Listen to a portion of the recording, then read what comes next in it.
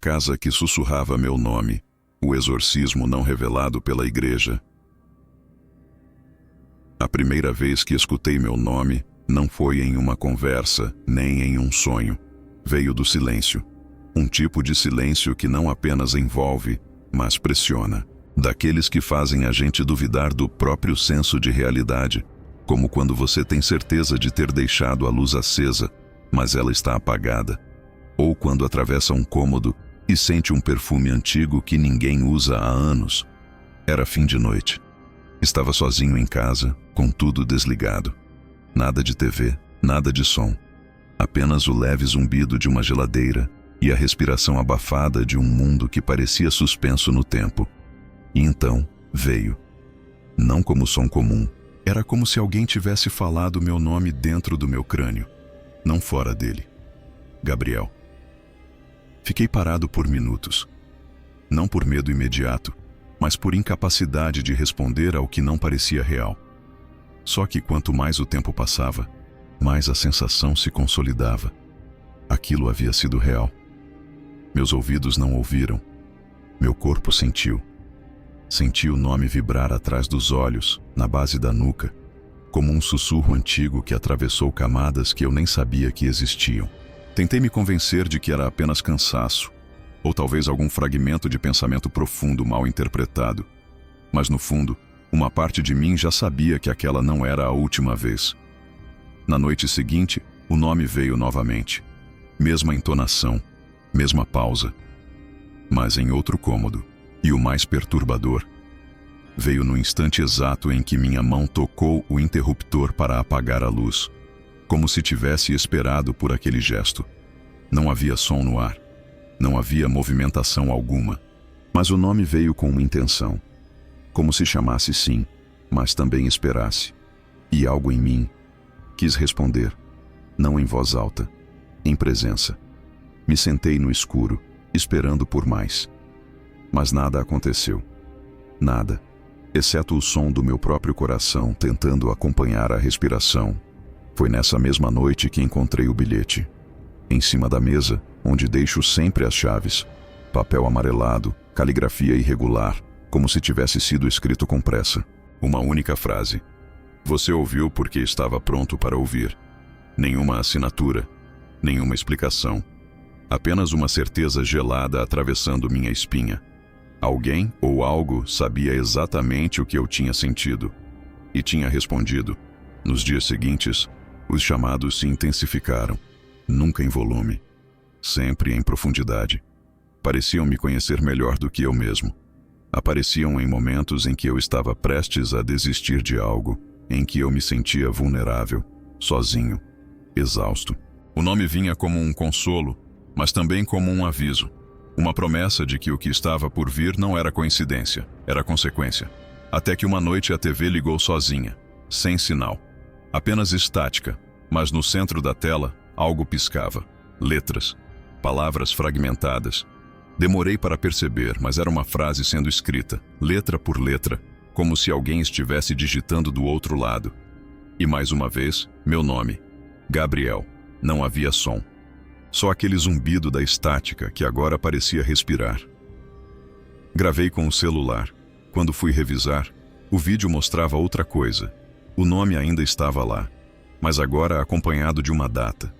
Uma data que ainda não tinha chegado. E uma hora. 3h17 da manhã. O que me fez buscar ajuda não foi o medo. Foi a lógica, a matemática do sobrenatural. Se havia padrões, havia uma inteligência por trás. Comecei a escrever tudo, horários, locais, sensações, temperatura do ambiente. E foi assim que descobri que o chamado sempre ocorria após exatos 3 minutos de silêncio absoluto. Nada de barulho de rua, de carro, de vizinho. Um silêncio como só existe em ambientes controlados, ou em lugares onde algo está sendo cuidadosamente preparado para acontecer. Pesquisei casos parecidos, fóruns antigos, arquivos esquecidos, relatórios de padres que atuaram em exorcismos nos anos 60 e 70.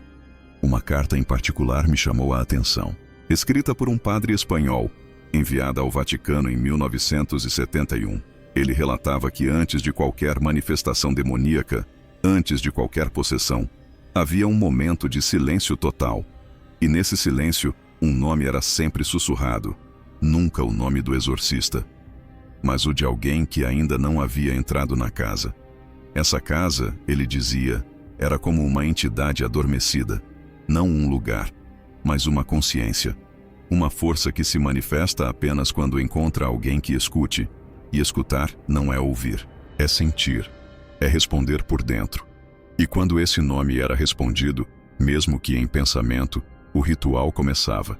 Não com gritos, não com sangue, mas com um acordo não verbal, silencioso, que apenas os que escutaram podem entender. O padre encerra a carta com uma frase que nunca saiu da minha cabeça.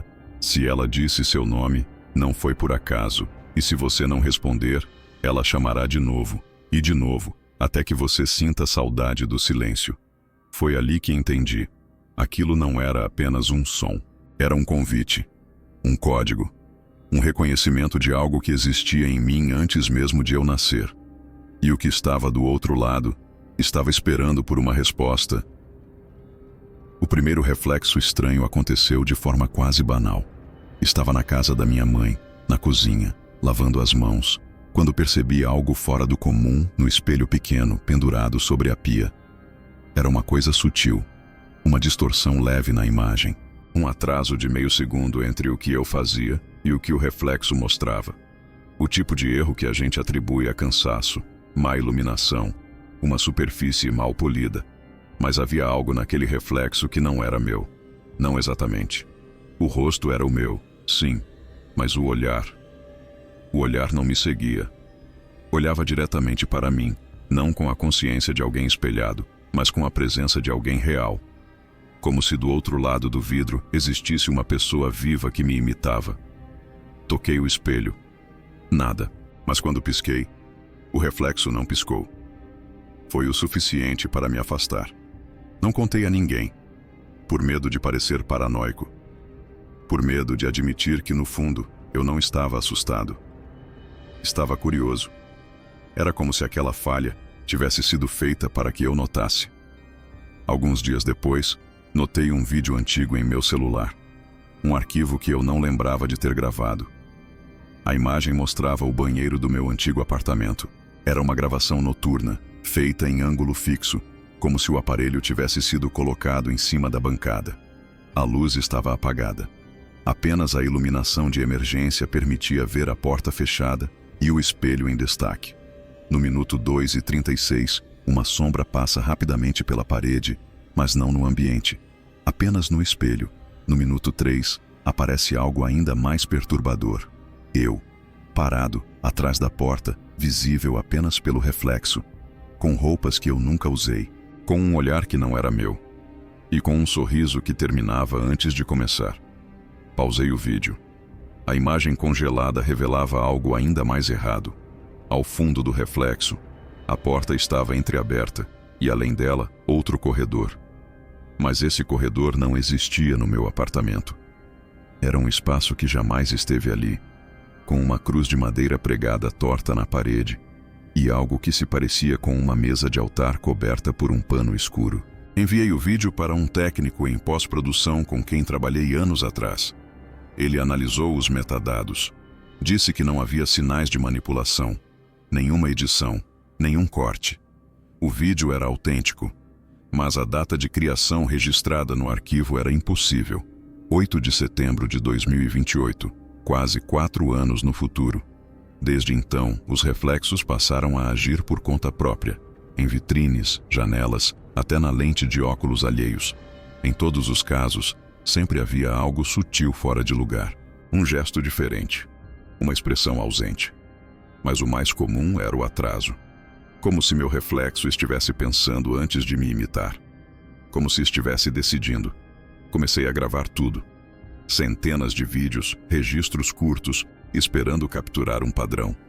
E foi no frame 214 de uma dessas gravações que percebi uma piscada dupla, algo que eu nunca faço. Eu sempre pisco uma vez. No reflexo, 2. A ideia de estar sendo observado por uma réplica imperfeita de mim mesmo me corroía. Mas o que me levou a investigar de forma mais profunda foi a gravação de um amigo. Ele filmava uma caminhada noturna pela cidade, falando sozinho, comentando sobre o tempo. Em um momento, ao passar em frente a uma vitrine, minha imagem aparece ao fundo. Estava lá, refletida, como se estivesse dentro da loja, olhando para ele, congelada, vestindo a mesma roupa que usei naquela manhã, mas eu nunca estive ali. A partir daí, as imagens se tornaram frequentes. Amigos diziam me ver onde eu não estive. Capturas de câmeras de segurança mostravam minha silhueta em estacionamentos vazios, metrôs noturnos, vitrines de farmácias às 3 da manhã. E em todos esses registros, uma constante. Eu nunca olhava para a câmera, sempre para o vidro, como se os reflexos fossem o único lugar onde aquilo pudesse existir. Comecei a entender o padrão. O reflexo não apenas imitava, ele observava, aprendia, e em algum ponto começou a agir. Um psiquiatra, consultado às escondidas, sugeriu fenômeno de despersonalização obsessiva. Mas não havia termo clínico para o que aconteceu em seguida. Em um espelho quebrado que guardei por anos, deixado como sucata no porão, apareceu algo novo. Não meu rosto. Um lugar. Um quarto escuro, vazio, com uma cadeira no centro. E uma sombra sentada nela. O reflexo mostrava um ambiente que não existia no mundo físico. E mesmo assim, era visível. Tangível. Um lugar que não está aqui, mas que de alguma forma sempre esteve me olhando de lá. Foi aí que percebi. Os reflexos não estavam corrompidos. Eles estavam se preparando, esperando que eu os visse como eles realmente são. Porque talvez eu nunca tenha estado sozinho nos espelhos. Talvez o que me observava não fosse uma cópia, mas a versão original. E tudo o que sou agora tenha sido apenas a repetição, o atraso, o reflexo. A primeira vez que notei a janela foi através da planta baixa original da casa, que obtive com dificuldade, depois de consultar arquivos físicos esquecidos em um anexo municipal abandonado. Era um desenho feito à mão, com anotações técnicas datadas de 1924. A planta mostrava todos os cômodos, 3 quartos, uma sala, uma cozinha, um sótão inutilizado e 2 janelas frontais. Mas havia uma terceira janela, desenhada com linhas trêmulas, em um cômodo entre o corredor e o quarto dos fundos. Um espaço de menos de 2 metros, identificado como observatório auxiliar, sem acesso visível. Um cômodo sem portas e sem uso declarado. Na casa real, esse espaço simplesmente não existia. Caminhei por todos os cômodos, medi cada parede, cada divisão.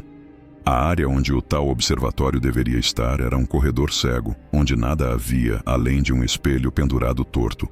Mas algo ali não se encaixava. Ao tocar a parede, percebi uma vibração tênue, como um som grave vindo de dentro, quase imperceptível, mas constante. Encostei o ouvido. Silêncio absoluto. Mas a sensação não era de vazio, era de contenção. Tirei o espelho da parede e encontrei o que parecia ser uma abertura coberta por cimento mal curado. Rachado, como se tivesse sido fechado às pressas. Decidi voltar à planta. Revirei anotações. Procurei por modificações na estrutura. Nada. Nenhum documento mencionava reformas ou selamentos. Apenas aquele espaço riscado, quase como um erro esquecido. Na noite seguinte, voltei com equipamentos. Um termovisor, um scanner de infrassom. Posicionei tudo diante da parede. O termovisor mostrava uma área fria, circular, de cerca de 1,5 metros de altura. No scanner surgiu uma linha de pulsação, não sonora, vibracional, um padrão rítmico irregular, como um batimento cardíaco instável vindo de dentro da parede. Registrei. Ativei o microfone direcional e deixei captando durante 40 minutos. Quando revisei o áudio, quase desisti. Ao acelerar a faixa e eliminar ruídos externos, ouvi passos, 3, pausa, mais 2, respiração e uma voz, fraca, quase como se estivesse sendo sufocada pela estrutura. A voz repetia uma frase, não em latim, em português, mas com entonação antiga, arcaica. Não me apague. Ainda vejo. Aquilo era impossível. O cômodo não existia. Mas havia alguém ali dentro. Ou algo. A ideia de um espaço fechado, onde a voz, sem entrada de ar, sem luz, sem portas, sem tempo, me perseguiu por dias. Decidi quebrar a parede.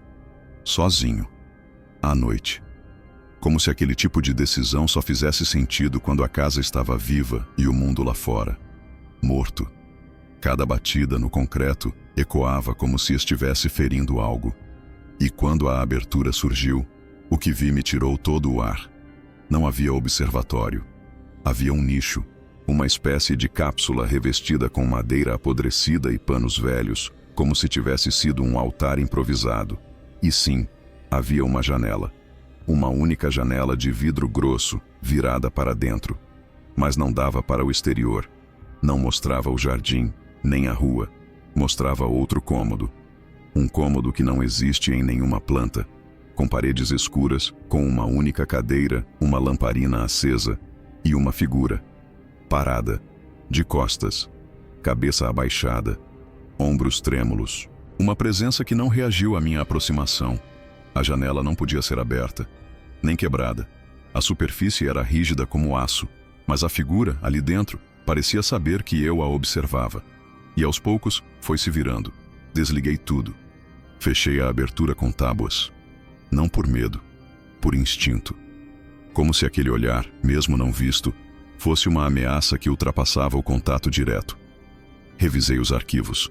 Em todas as imagens, a figura aparecia borrada, mas nos olhos, mesmo distorcidos, havia algo familiar. O mesmo formato, a mesma íris, a mesma expressão que vi em mim quando desconfiei do espelho. Voltei à prefeitura. Falsifiquei o acesso a um documento lacrado, o livro de manutenção estrutural da casa. Na última página, escrito à mão com tinta vermelha, apenas uma anotação: janela selada conforme orientado. Ninguém deve olhar para dentro dela. Mas o lado de lá ainda vê. O que é um espaço que só existe através do vidro? O que significa uma janela trancada por dentro de um cômodo que não deveria existir? E por que essa figura sempre está sentada, de costas, imóvel, como se esperasse ser observada? Agora, toda vez que passo por qualquer janela, evito olhar. Porque não sei mais se estou vendo para fora, ou se estou olhando para dentro. E se aquilo que está ali, do outro lado, ainda vê, então talvez eu nunca tenha estado realmente sozinho na casa. O nome dele nunca foi encontrado nos registros oficiais da prefeitura. Nenhum contrato, nenhum salário depositado, nenhuma ficha de admissão. Mas todos os moradores da vila sabiam que ele existia. Era o vigia da casa. Um homem magro, de barba rala, sempre com a cabeça baixa e um crucifixo preso por um barbante no pescoço. Dormia em uma guarita improvisada ao lado do portão principal, numa construção de concreto rachado com uma única janela coberta por papelão. Não falava com ninguém. Não respondia às crianças. Só se dirigia aos forasteiros que se aproximavam da casa. E sempre com a mesma frase: se ela ainda não te chamou, não entre. Conversei com uma senhora de 83 anos, moradora da vila desde antes da casa ser condenada. Ela se referia a ele apenas como o guardião. Disse que ele estava ali desde que o antigo dono desapareceu. Um padre exorcista, conhecido por lidar com casos que nem o Vaticano reconhecia. Segundo ela, o vigia foi o único sobrevivente da última visita oficial da igreja à casa. Todos os outros envolvidos, o padre, os 2 assistentes e até o motorista, desapareceram na mesma noite. Ninguém viu corpos. Ninguém ouviu gritos. Só o vigia apareceu na manhã seguinte, ajoelhado na porta, com as roupas queimadas, murmurando palavras sem sentido. Decidi procurá-lo pessoalmente. Demorei semanas para rastrear alguém que oficialmente não existia. Encontrei apenas um nome possível numa ficha do Hospital Psiquiátrico Estadual, preenchida por um assistente social em 1996. O paciente se recusava a falar, mas desenhava compulsivamente a planta da casa, sempre com um círculo no centro e 3 cruzes invertidas em torno da palavra vox, a voz. No relatório clínico, uma frase estava sublinhada: não posso ir embora enquanto ela ainda estiver olhando. Fui até a guarita. Ninguém. Tudo estava abandonado, mas não parecia recente. Havia uma sensação de suspensão ali dentro, como se o tempo tivesse parado há anos. O colchão no chão ainda tinha a forma do corpo. A vela gasta sobre a mesa estava cercada por sal. E ao lado, uma fita cassete rotulada com um nome. Último Turno. Levei comigo. Precisava ouvir. A fita tinha quase 1 hora. Nos primeiros 20 minutos, apenas estática. Depois, um som abafado, como respiração dentro de um pano. Então, uma voz, fina, tremida, mas consciente, começa a relatar o que viu. Era o vigia. E ele não falava para ninguém. Falava para si mesmo. Ela só se move quando ninguém está olhando, mas ela nunca está realmente parada. Em seguida, a gravação se altera. Sons de passos sobre madeira, rangidos de portas. O homem sussurra. Tem algo no espelho do quarto do fundo. Eu vi meu reflexo sair antes de mim. A fita termina de forma abrupta, com um som agudo, quase como uma interferência forçada. Mas, ao analisar a frequência, percebi que não era um erro técnico. Era um som repetido. 3 tons graves, 3 agudos, um padrão. A mesma sequência que ouvi anos depois, durante a noite em que todos os relógios da casa pararam às 3h17. Enviei cópia do áudio para um amigo especialista em psicofonia. Ele me respondeu em menos de 10 minutos, com uma única frase. Isso não foi captado. Isso foi dito. Segundo ele, o áudio era ativo, não residual. Não era uma manifestação espiritual registrada por acaso. Era algo que havia usado a fita como meio de contato. Uma voz que escolheu o momento exato para se manifestar e o fez com plena consciência de quem ouviria. Continuei investigando. Descobri que, meses após a gravação, o vigia desapareceu. Deixou apenas a guarita trancada por dentro. Nenhum sinal de fuga, nenhum indicativo de violência. A única pista, uma folha arrancada de uma Bíblia, com uma única anotação escrita à mão. Ela encontrou um nome novo. O meu já não serve. Desde então, outros tentaram substituí-lo. Agentes da prefeitura, seguranças particulares curiosos querendo fama. Nenhum durou mais de 3 noites. Uns adoeceram, outros abandonaram o cargo sem explicação. E um deles simplesmente desapareceu. A cadeira dentro da guarita continua posicionada da mesma forma. O crucifixo ainda pendurado. Mas o ambiente está diferente. Como se a ausência do vigia tivesse liberado algo que ele continha. Algo que agora se movimenta livremente. Hoje, sempre que escuto passos vindos do andar de cima, lembro da fita. Lembro da respiração contida. E me pergunto, quem observa agora que o observador se foi? Se o vigia era a última barreira entre o silêncio e a voz, o que impede que ela fale com qualquer um? Comigo? Com você? Porque se o único homem que sabia como impedi-la já foi esquecido, e se sua única mensagem foi enterrada dentro de uma fita cassete, então talvez tudo que ele tentou conter esteja agora buscando outro nome para chamar. Trouxe comigo um crucifixo abençoado. Era uma relíquia de família, passado de geração em geração, com marcas do tempo, ferrugem nos cravos e uma pequena rachadura no corpo de madeira de Cristo. Foi a primeira coisa que coloquei no peito ao retornar para a casa. Antes mesmo da câmera. Antes do gravador. Era a única proteção que eu ainda acreditava ter. Os ruídos começaram antes mesmo de eu cruzar o portão. Graves, longos, como se o ar fosse sugado lentamente para dentro da estrutura.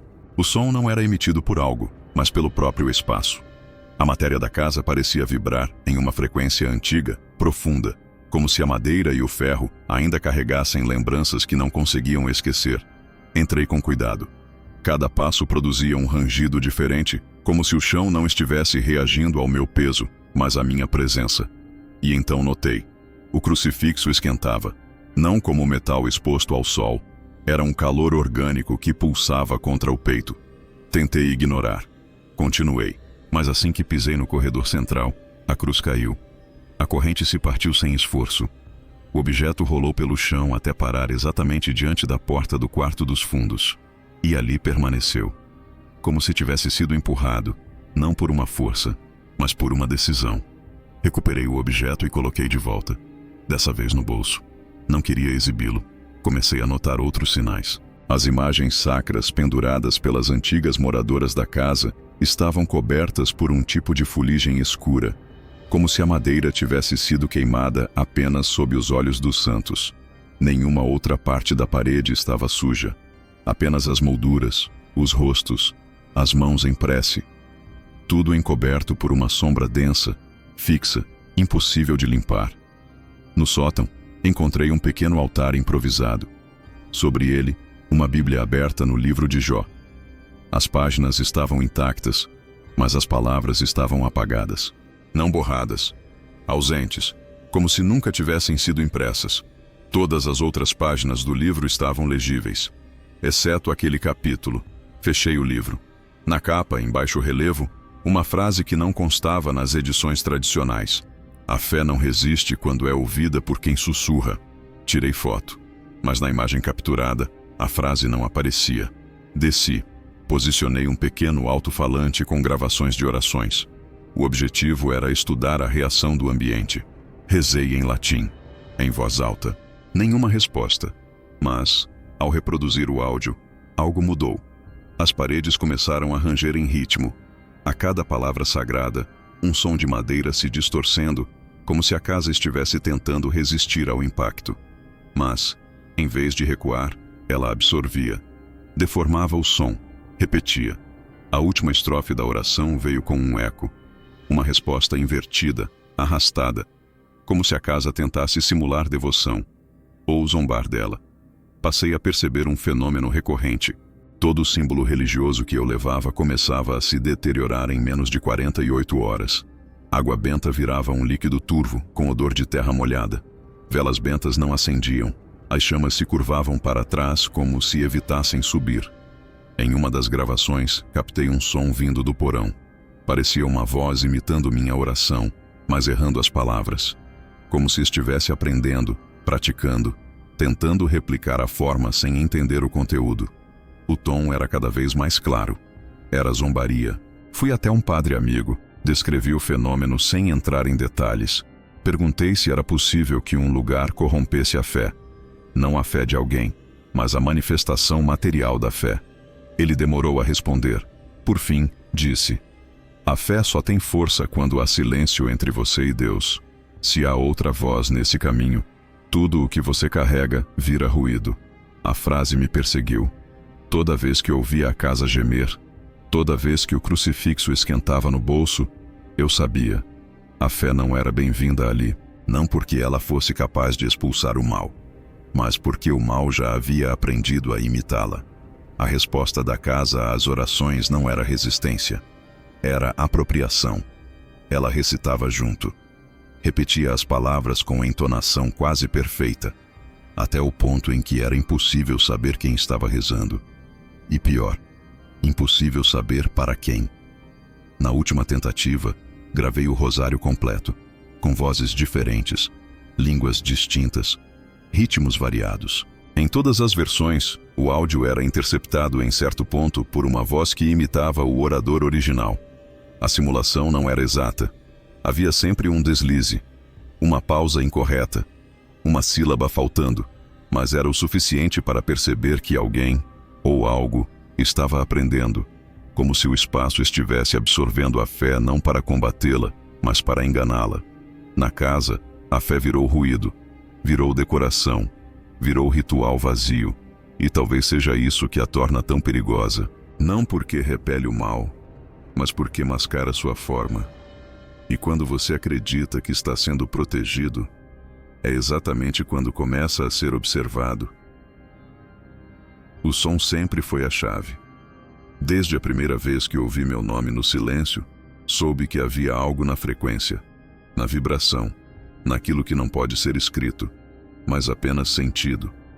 Foi por isso que decidi investir tudo nos registros sonoros. Equipamentos sensíveis, gravadores binaurais, microfones que captam ruído branco e transformam variações mínimas de pressão em gráficos auditivos. Comecei a gravar todas as sessões dentro da casa e ao redor dela, inclusive durante horas sem qualquer movimento. As primeiras análises mostravam espectros caóticos, sem padrão, apenas fragmentos aleatórios. Mas à medida que os registros se acumulavam, percebi algo que mudaria tudo. Entre os ruídos, quase imperceptíveis, estavam palavras em latim. Frases que só ganhavam sentido quando aceleradas ou invertidas. Frases litúrgicas, mas não completas. Versos interrompidos. Orações deformadas. Era como se uma inteligência estivesse tentando reproduzir orações católicas sem ter domínio da língua. Como uma criança aprendendo a repetir sons pelo ritmo e não pelo significado. Os arquivos começaram a apresentar trechos recorrentes, como se a casa estivesse desenvolvendo um vocabulário próprio a partir de fragmentos de textos sagrados. Em um dos áudios captados no corredor principal, havia uma repetição em ondas de 3 palavras. Venit tenebris, exsurge. Traduzi. Ele vem. Das trevas, levanta-se. A cadência com que eram ditas sugeria intenção. Não eram ruídos captados por acaso. Era uma construção, uma tentativa de comunicar e talvez de invocar. Levei os áudios a um técnico em espectrogramas avançados. Pedi que convertesse os sons em imagens para tentar visualizar padrões. Foi então que o horror se revelou em outra forma. Os gráficos gerados não eram aleatórios. Entre os picos e vales de frequência, começaram a surgir formas, cruzamentos simétricos, círculos invertidos, figuras parecidas com selos de invocação usados em grimórios proibidos. Cada figura aparecia entre a repetição das palavras. Era como se cada vez que a entidade tentava rezar, criasse um símbolo novo. Um alfabeto digital de fé corrompida. O mais assustador foi descobrir que essas figuras não existiam em nenhum manuscrito conhecido. Consultei demonologistas, padres exorcistas, historiadores de arte sacra. Ninguém reconheceu os padrões. Um deles disse que aquilo parecia uma língua litúrgica paralela, nascida do erro. Algo que tenta ser sagrado, mas não compreende o conceito de sacralidade. Como se fosse fé imitada por uma máquina.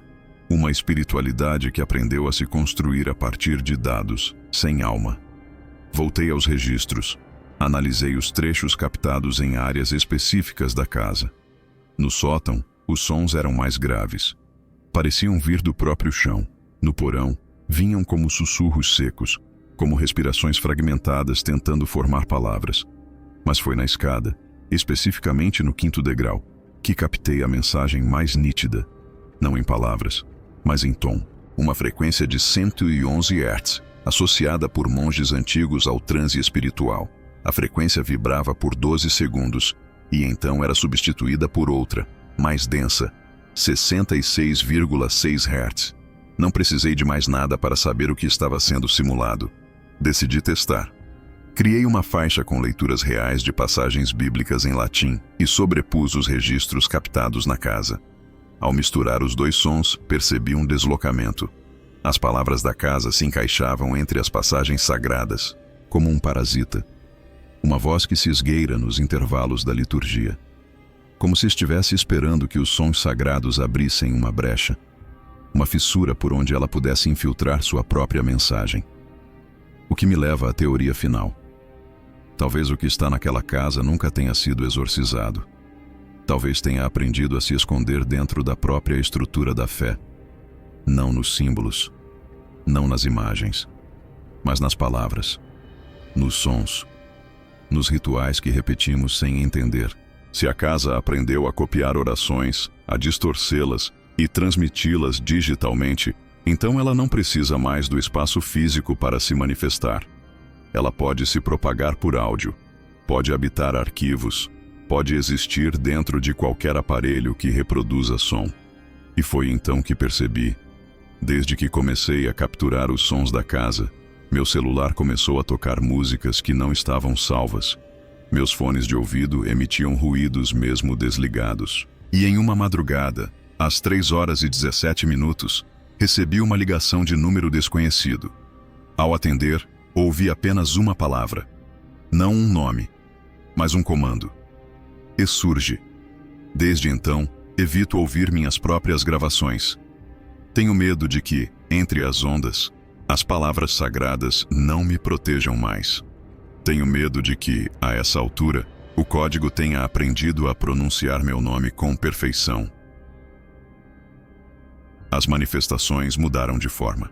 No início era o som, depois o reflexo. Agora são os registros. Coisas que foram escritas, arquivadas, lembradas, começaram a se alterar. Não de forma visível, não com violência, mas como quem insinua uma nova versão, um novo detalhe, uma nova verdade. Tudo começou com uma lembrança simples: meu batismo. Tinha uma vaga imagem da cerimônia, da paróquia pequena do interior, do padre idoso com a voz arrastada.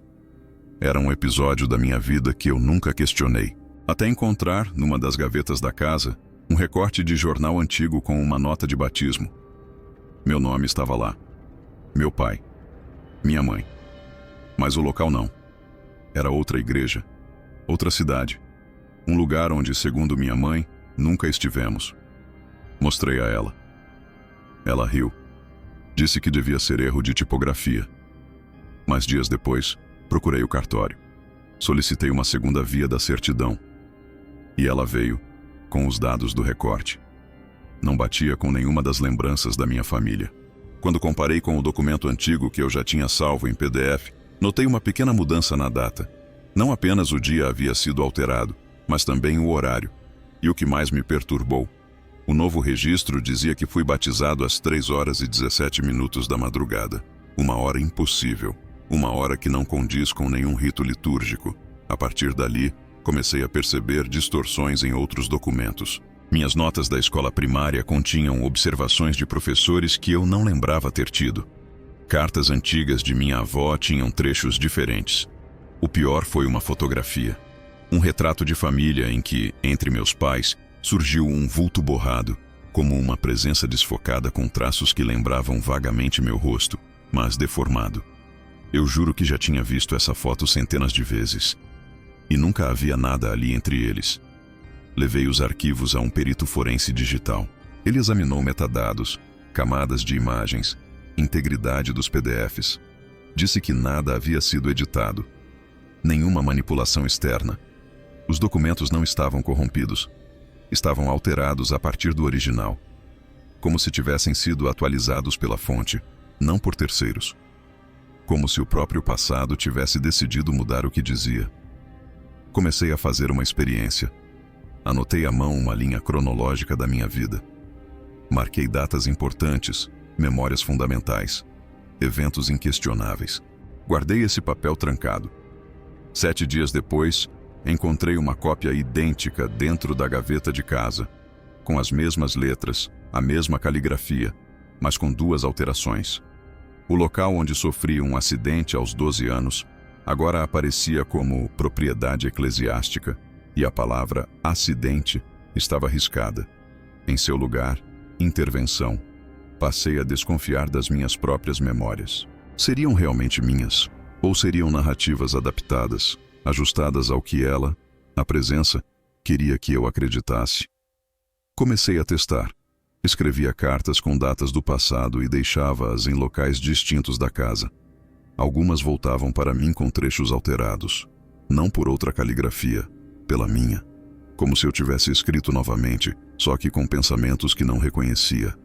A gota d'água veio ao reler meu diário de infância, guardado em um baú na casa dos meus pais. Sempre fui meticuloso.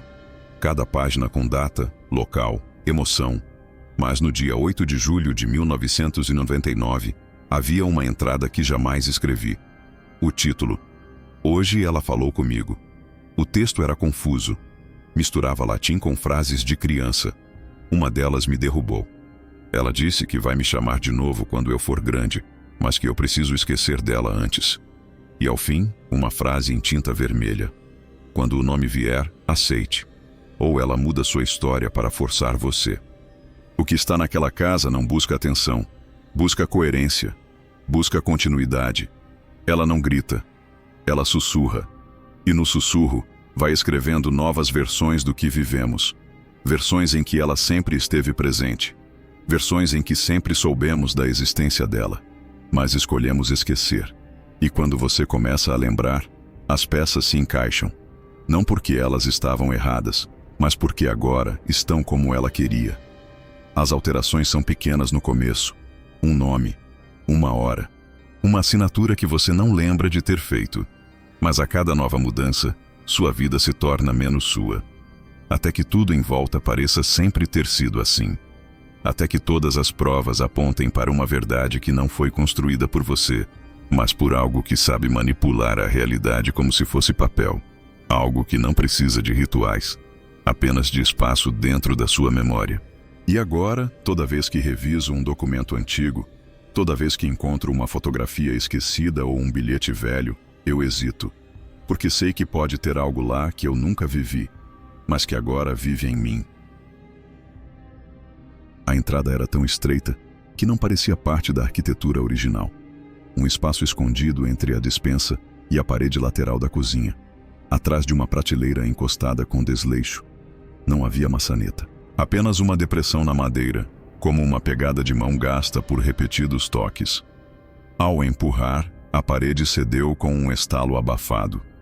E surgiu uma fresta, negra, irregular, estreita demais para ser passagem oficial. A luz da lanterna mal penetrava o interior, mas o cheiro era o suficiente para me fazer hesitar. Um misto de coisa úmida, velha e algo levemente metálico, como sangue seco. Entrei. Do lado de dentro, o espaço parecia maior. As paredes não tinham acabamento, apenas concreto irregular, como se alguém tivesse cavado aquilo manualmente.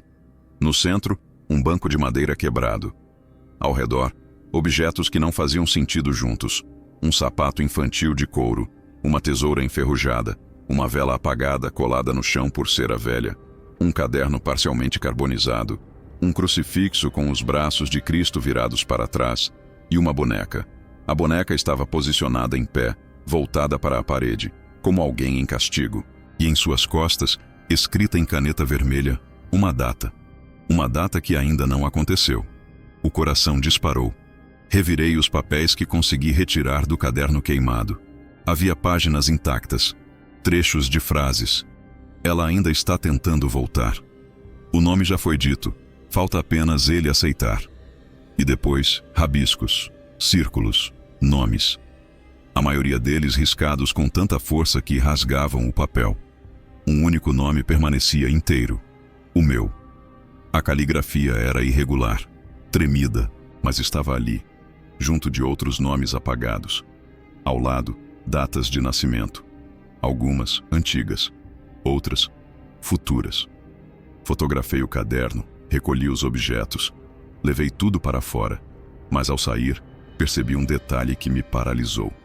O interior da porta, no lado que não era visível da cozinha, estava coberto por recortes de jornais plastificados com cera. Notícias de pessoas desaparecidas.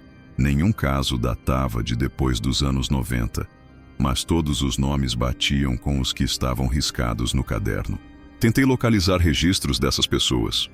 Nenhum constava nos bancos digitais. Consultei arquivos físicos de jornais, edições antigas microfilmadas, e então encontrei uma matéria de 1985, pequena, esquecida. 3 jovens somem após explorarem casa condenada. Autoridades encerram caso por falta de provas. Os nomes estavam lá, 2 deles riscados no caderno, um terceiro apagado pela queimadura. Enviei as imagens a um restaurador digital. Ele conseguiu recuperar parte da página. O nome reapareceu, com sobrenome. Quando vi o último nome, o estômago virou. Era o mesmo sobrenome do meu avô. Uma coincidência absurda. Impossível. A matéria afirmava que o jovem era sobrinho neto do antigo proprietário da casa. Um sacerdote afastado por práticas litúrgicas não reconhecidas pelo Vaticano. Tudo indicava que havia um laço ancestral entre os desaparecimentos e minha linhagem. Algo plantado muito antes de eu saber da existência daquele lugar. Voltei ao quarto escondido dias depois. Entrei preparado para catalogar o espaço. Mas ele havia mudado. A boneca não estava mais de frente para a parede. Agora, sentada, encarava a entrada. Nos olhos de vidro havia terra.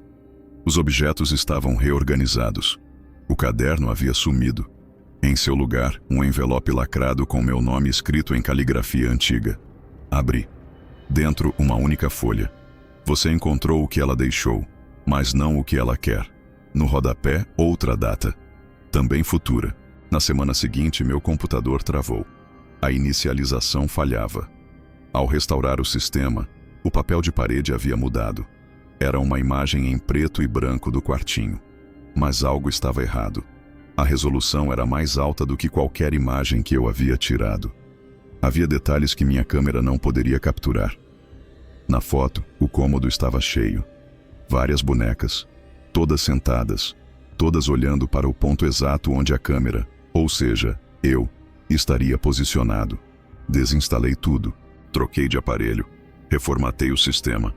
Mesmo assim, dias depois, recebi um e-mail sem remetente, sem assunto, sem corpo. Apenas uma imagem anexa. O mesmo quarto, mas agora com um quadro pendurado na parede. Um retrato. Meu rosto. Tentei descrever esse espaço para um arquiteto. Ele afirmou que seria estruturalmente impossível inserir um cômodo daquela dimensão no ponto onde ele está localizado na planta original. Afirmou que, se tal espaço existisse, a casa teria ruído, ou colapsado, há décadas. O quarto não existe, mas está lá. E os objetos que ele guarda não contam histórias. Eles escrevem, eles atualizam, eles registram aquilo que ainda não aconteceu. Ou pior, aquilo que está sendo moldado para acontecer.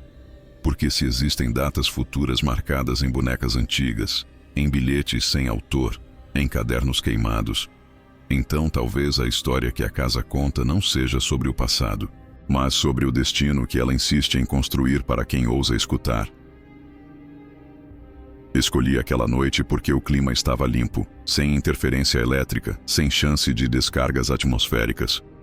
Levei meu melhor equipamento, câmera térmica de alta resolução, alimentada por bateria externa, com sistema de estabilização e backup automático. O plano era simples: posicioná-la no topo da escada da casa, voltada para o corredor onde os eventos costumavam ocorrer entre 3 horas e 17 minutos e 3 horas e 20 minutos.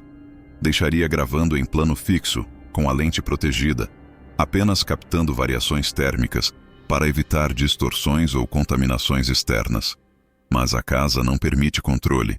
Ela espera você confiar na lógica, para então destruí-la. A primeira hora de gravação foi limpa. Apenas silêncio e pequenas oscilações na temperatura ambiente. Às 3 horas e 12 minutos, o termômetro marcou uma queda abrupta, de 23 para 7 graus em menos de 4 segundos. A lente começou a embaçar, a imagem escureceu, mas a gravação não parou. Ao contrário, a câmera ligou o modo de correção automática e começou a clarear o ambiente digitalmente, revelando o que parecia ser uma movimentação térmica rastejante vindo do final do corredor. Não tinha forma definida, era uma distorção, como o calor que sobe de um asfalto no verão, mas invertido. Frio em forma de ondulação. Às 3 horas e 17 minutos exatos, o sistema começou a falhar. A lente tremeu, mesmo fixada. A estrutura da câmera aqueceu. O visor ficou vermelho. O aparelho começou a emitir um alerta de superaquecimento. Toquei na lateral. Estava realmente quente. Quente como metal no fogo. Mas o LED indicador de gravação continuava ativo. O arquivo não travou. E o mais impossível: quando removi o cartão para salvar os dados, percebi que o arquivo estava intacto. Salvo, sem corrompimento. Mas com um problema. O vídeo tinha 19 minutos. Eu só deixei a câmera gravando por 10. No arquivo, após o minuto 10, algo começa a surgir. Primeiro, apenas ruído visual, pixelização. Depois, imagens em baixa frequência, como se algo estivesse tentando formar uma figura, mas falhasse na renderização. Aos poucos, contornos. Um vulto em pé no canto do corredor, imóvel, mas tremendo. O pixel não era instável. Era a figura que vibrava. Ela ocupava o espaço sem se fixar, como uma imagem sobreposta em realidade incompleta. No minuto 12, a câmera realiza algo impossível. Ela gira, automaticamente, sem motor, sem comando. O ponto de vista vira para o teto. E o que aparece não era o teto da casa, era outro lugar. Um teto abobadado, de pedra, coberto por símbolos entalhados com precisão. A lente começa a derreter, não literalmente. O calor interno gera bolhas no vidro protetor, mas a imagem continua nítida. A câmera está se desintegrando e, ao mesmo tempo, registrando imperfeição. No minuto 14, o som ativa sozinho. Não configurei microfone. Mesmo assim, há captação de áudio.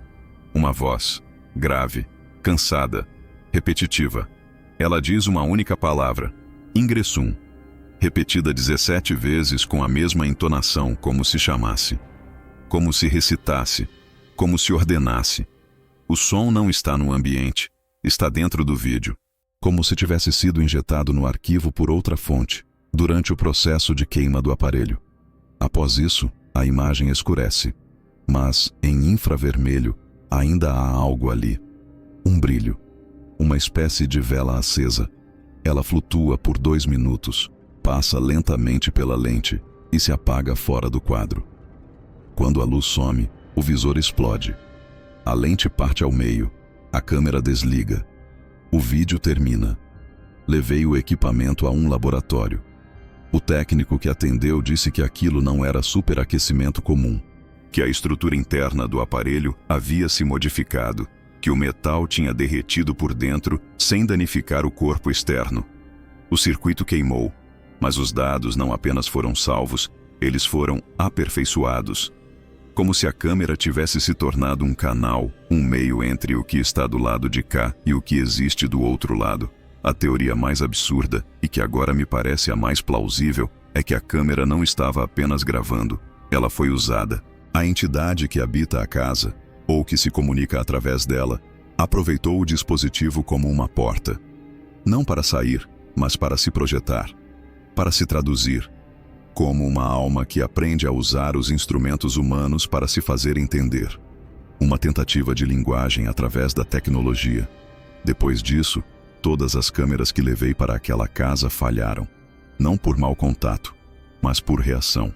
Elas esquentavam, distorciam e, às vezes, mostravam imagens que não estavam no visor. Cenas de locais que eu nunca vi. Pessoas que não conheço.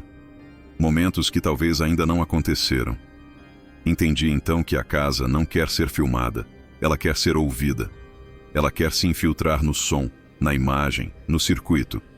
Não para aparecer, mas para se escrever, para se repetir, para se armazenar. E desde aquela noite, percebo interferência em todos os vídeos que gravo, até fora dali. Pequenas falhas, vozes de fundo, luzes onde não havia luz. Ela continua se projetando, porque uma vez que encontrou a linguagem, não precisa mais de paredes. A primeira vez que percebi que ela respondia a mim foi durante uma leitura improvisada de trechos bíblicos. Não esperava nada. Já havia tentado o mesmo ritual diversas vezes, e o resultado era sempre a mesma indiferença opaca das paredes úmidas da casa. Mas naquele dia, enquanto lia em voz alta um trecho do Salmo 91, notei uma mudança na acústica. Minha voz não reverberava como antes. Era como se estivesse sendo absorvida em tempo real. Não havia eco, nenhuma devolução sonora, apenas silêncio após cada frase, até que li a linha: nenhum mal te sucederá, praga nenhuma chegará à tua tenda. E escutei, de algum lugar acima de mim, um riso, contido, curto, preciso. Não havia ninguém. Revirei cada cômodo, revisei os áudios. O riso estava lá, não como um som ambiente, mas como um retorno, uma resposta imediata. Não foi aleatório, não foi interferência, foi reação. Voltei no dia seguinte com textos diferentes. Li livros apócrifos, rituais de expulsão, cânticos, orações silenciosas. A cada variação emocional na minha voz, medo, dúvida, raiva, fé, a casa reagia de forma diferente. Quando falava com convicção, o ar ficava pesado. Quando hesitava, as tábuas estalavam sob meus pés.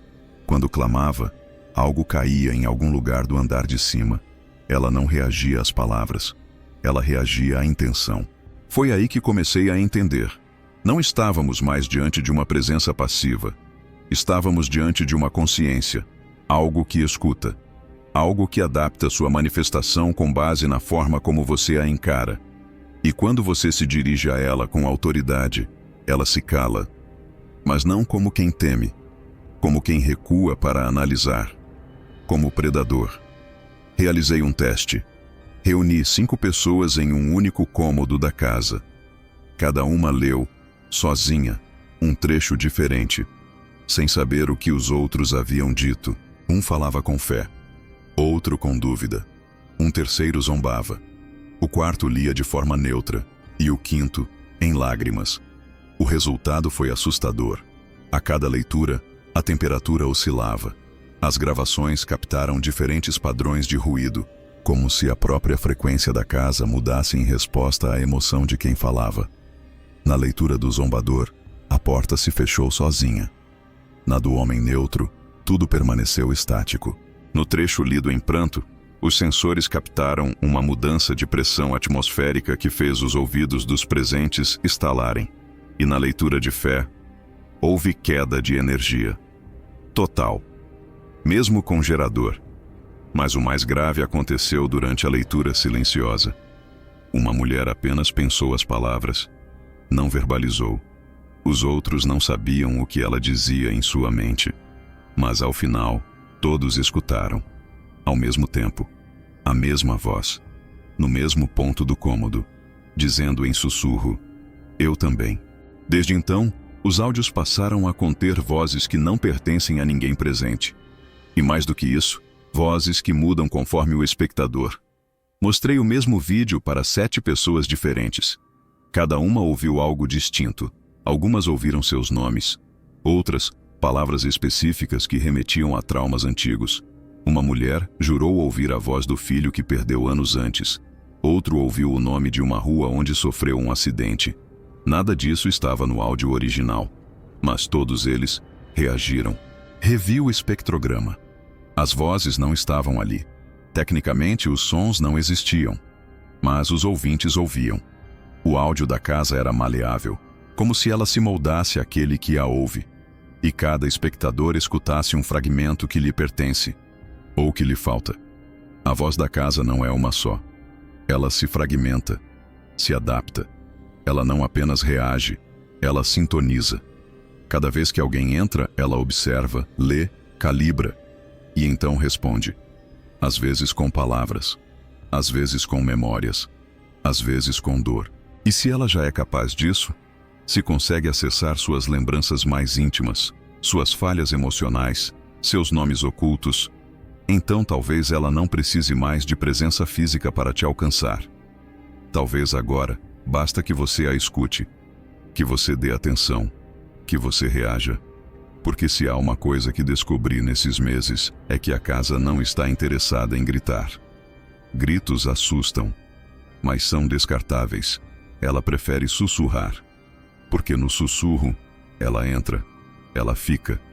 E depois que você responde, a voz muda e passa a te chamar como se sempre tivesse estado com você, como se fosse sua. Em um dos arquivos antigos enviados de forma anônima, encontrei uma fita datada de 1983, rotulada com uma única palavra escrita à mão: Inceptio. A gravação continha imagens de baixa qualidade, granuladas, com distorções típicas de fita magnética mal armazenada. A primeira parte mostra um homem, com batina escura, rezando de joelhos diante de uma porta fechada. A mesma porta que hoje está lacrada com cimento e madeira no andar inferior da casa. No canto da imagem, rabiscado com marcador, lia-se: Preparação para o rito.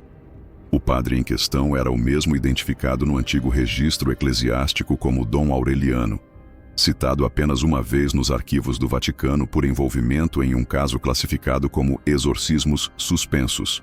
Exorcismo suspenso. O motivo da suspensão nunca foi divulgado. Nenhum documento formal, nenhuma menção nos registros locais. Apenas uma anotação marginal feita por outro sacerdote. Interrompido por manifestação fora dos parâmetros. Rito não encerrado. Objeto contaminado. A fita seguia por mais de 27 minutos de oração contínua. Trechos do Rituale Romanum eram recitados com uma calma desesperadora, como se o padre tivesse que controlar cada sílaba para não ser interrompido. Mas a voz dele nunca subia, nunca gritava. O rosto, suado, começava a perder rigidez, e os olhos fixavam algo além da câmera, algo que se movia no ambiente, embora nunca visível. Até que ele parou. No minuto 28, exatamente no instante em que a vela acesa sobre a mesa se apagou sozinha, ele suspendeu a oração, virou-se para o operador da câmera e disse em latim: "Ela não quer sair, ela quer entender como ficar." Aquilo que era para ser um exorcismo virou outra coisa, um pacto sem assinatura, uma simulação interrompida, um ritual onde a entidade não fugia, mas observava, estudava, e quando percebeu que não seria expulsa, silenciou, não para obedecer, mas para permanecer. A fita termina com um último trecho incompreensível. A imagem congela, a tela preta aparece, e uma voz surge claramente sobreposta, muito mais nítida do que qualquer outra no vídeo, dizendo em português antigo: "Enquanto ele lê, eu aprendo. Enquanto ele reza, eu escrevo. Quando ele parar, eu falo." A voz não é masculina nem feminina. É uma coisa arrastada, seca, como se tivesse sido captada dentro de um sarcófago. O áudio acaba, mas o ruído de fundo permanece por 7 segundos antes da fita cortar definitivamente. Fui atrás da origem da gravação. Encontrei um pequeno convento abandonado nos arredores da cidade, onde, segundo registros orais, Dom Aureliano havia se refugiado após o fracasso. No local, havia um altar coberto por poeira, mas com as marcas visíveis de objetos removidos às pressas. No porão, havia um nicho com várias caixas lacradas com fitas vermelhas e uma inscrição latina: "Non revertetur", não deve retornar. Abri uma delas. Encontrei páginas manuscritas pelo próprio Aureliano. Elas não contavam o que havia acontecido. Elas ouviam. Eram transcrições fonéticas de sussurros captados à noite enquanto ele dormia. Palavras sem sintaxe, misturas de idiomas, mas que, ao longo das páginas, se tornavam cada vez mais coerentes. O padrão se formava. As frases se completavam. A entidade estava aprendendo, adquirindo linguagem, se moldando à racionalidade humana para habitar melhor os espaços mentais, para ocupar não o corpo, mas a estrutura simbólica da fé que deveria expulsá-la. O exorcismo foi interrompido não porque falhou, mas porque se inverteu.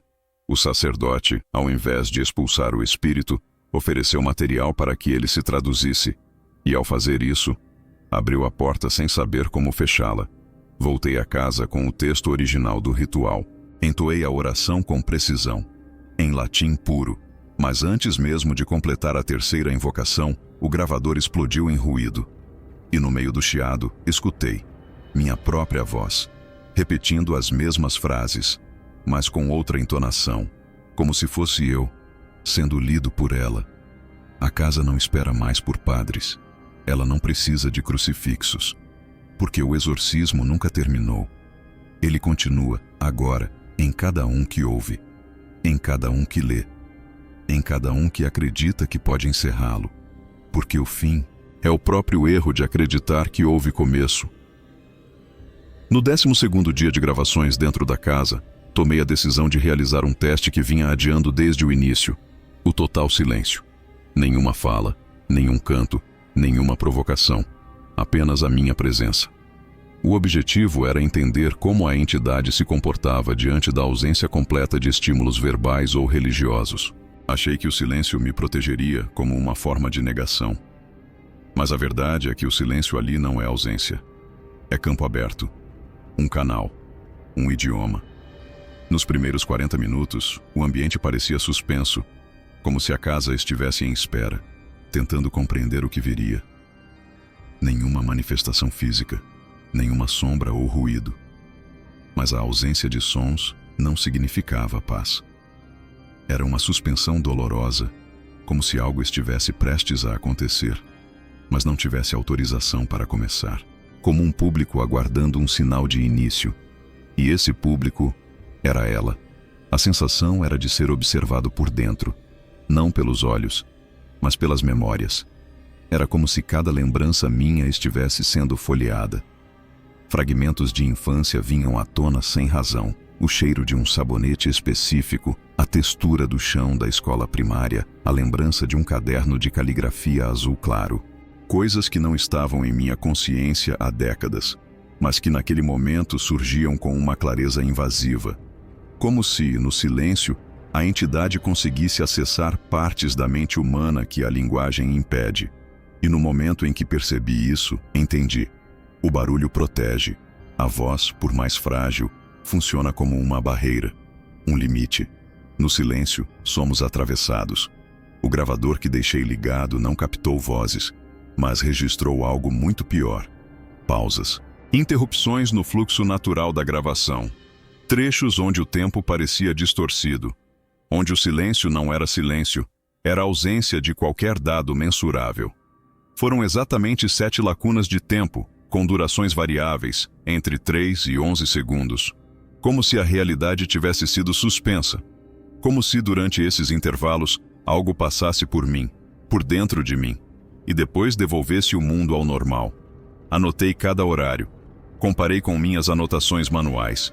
E em todos esses minutos, minha escrita se alterava. A letra mudava levemente. As palavras ficavam mais rítmicas.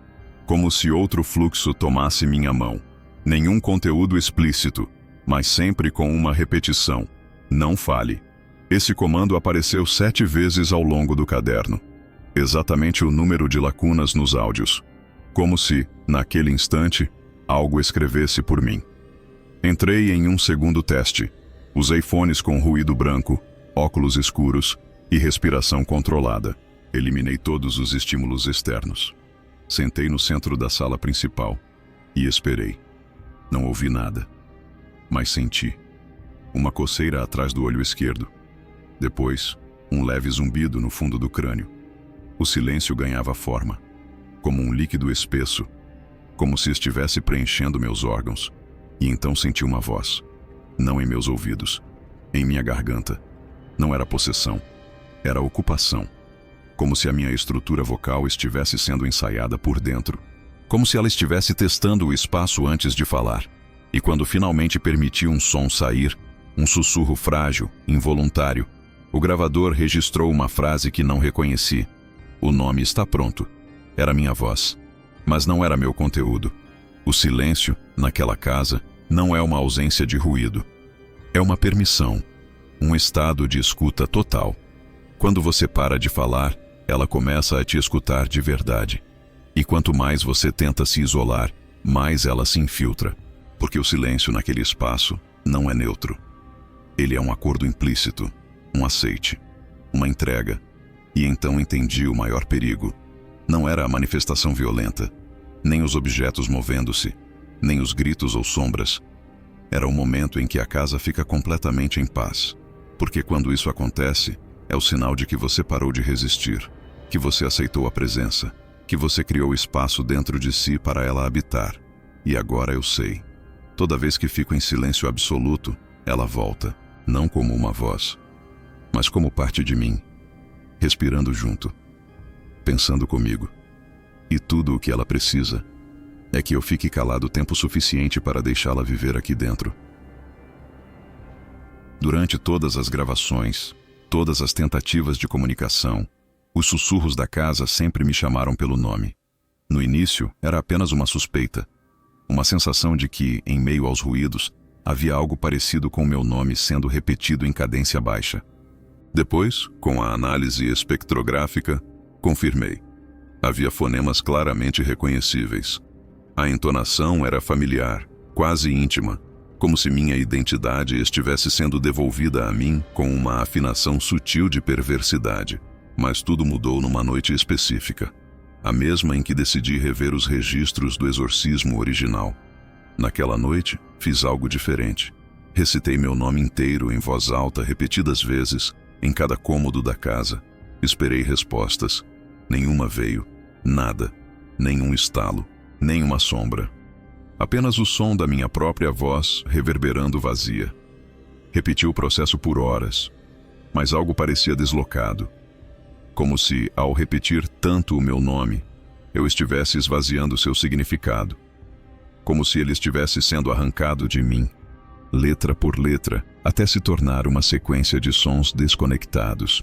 Foi então que ouvi, no cômodo trancado do porão, onde teoricamente ninguém mais entrava desde o incidente com o padre Aureliano, uma voz surgiu com nitidez desconcertante. Mas ela não dizia meu nome. Dizia outro, um nome que eu nunca havia pronunciado, nunca ouvira, mas que, ao ser escutado, me provocou uma sensação insuportável de familiaridade. Um nome masculino, breve, cruel em sua simplicidade. Soava como algo enterrado, mas não esquecido. Algo que estava preso em mim sem que eu soubesse. O som foi repetido 3 vezes, cada vez mais firme, e depois, silêncio. Voltei aos arquivos. Vasculhei centenas de documentos e microfilmes esquecidos em arquivos diocesanos. E encontrei. O nome pertencia a um jovem de 15 anos que viveu naquela casa em 1962. Não havia muitas informações, apenas um boletim policial lacônico relatando o desaparecimento do rapaz. Nenhum corpo encontrado, nenhum vestígio. A única coisa anotada no verso do documento, com letra trêmula de alguém da paróquia, era: chamado pelo nome, ele respondeu: agora a casa o carrega. Essa frase me perseguiu. O que significa carregar um nome?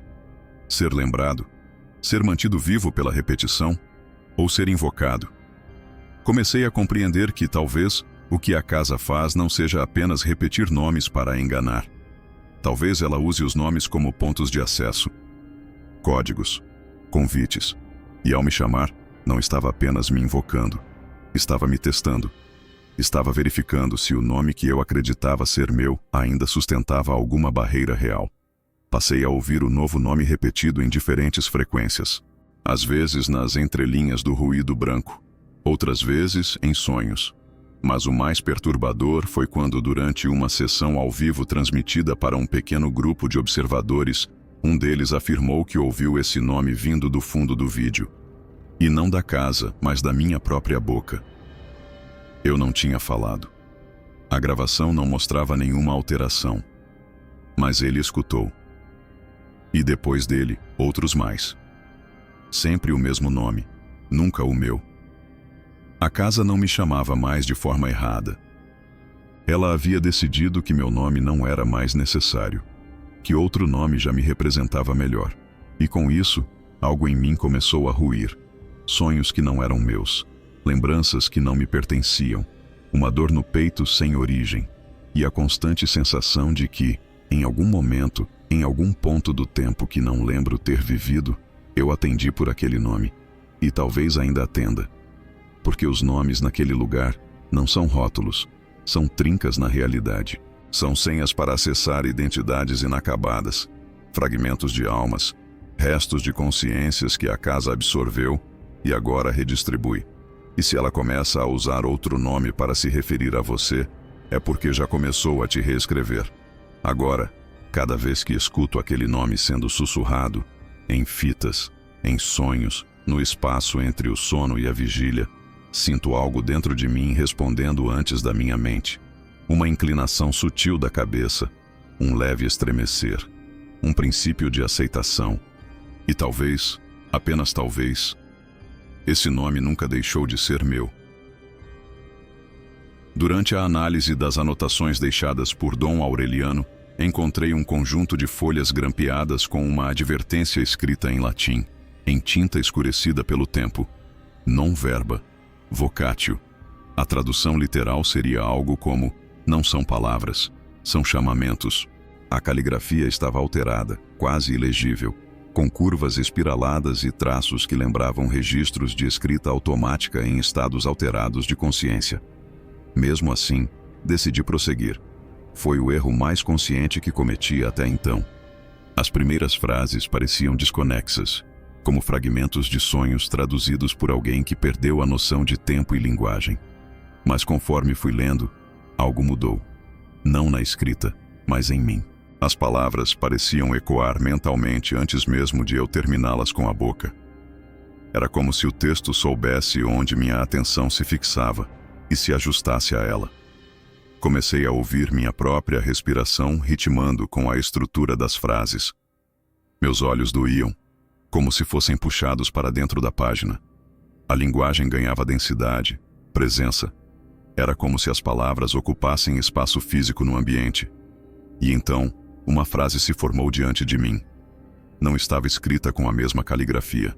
Estava gravada, arranhada por dentro da fibra do papel, como se alguém tivesse usado a própria unha para marcar ali, com esforço e urgência.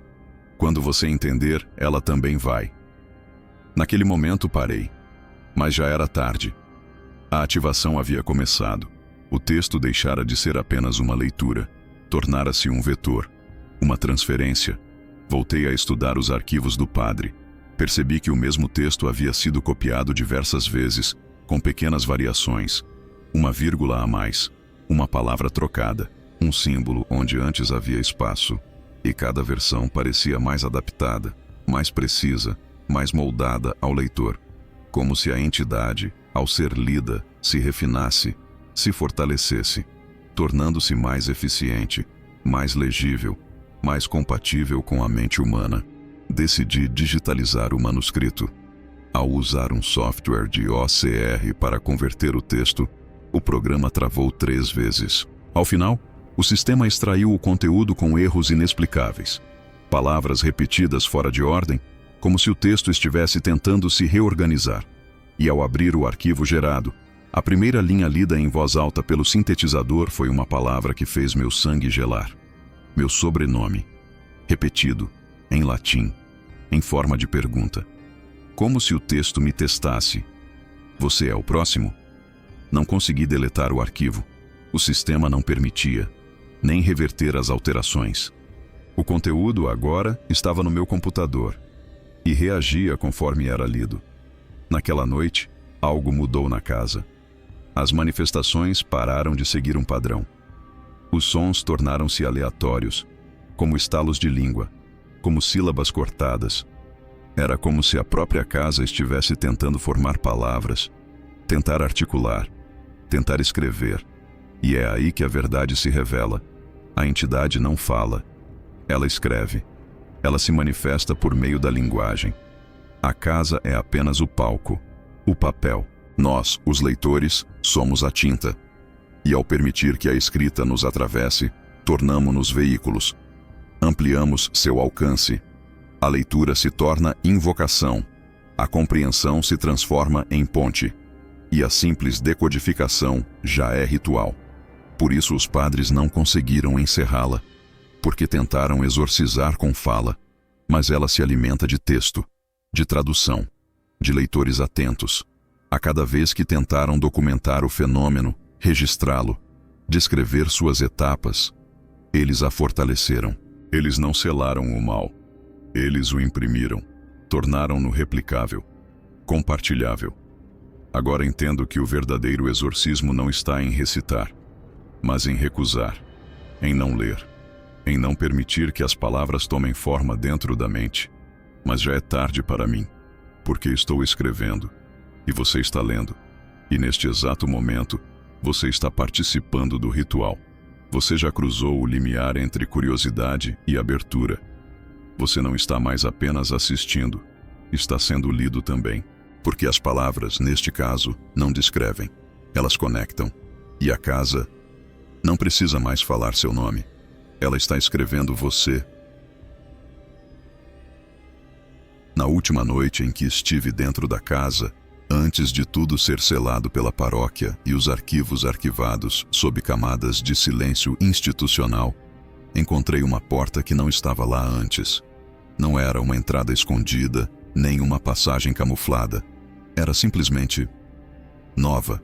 Ela não existia nos registros da planta original. Nunca constou nos relatórios da restauração feita em 1984.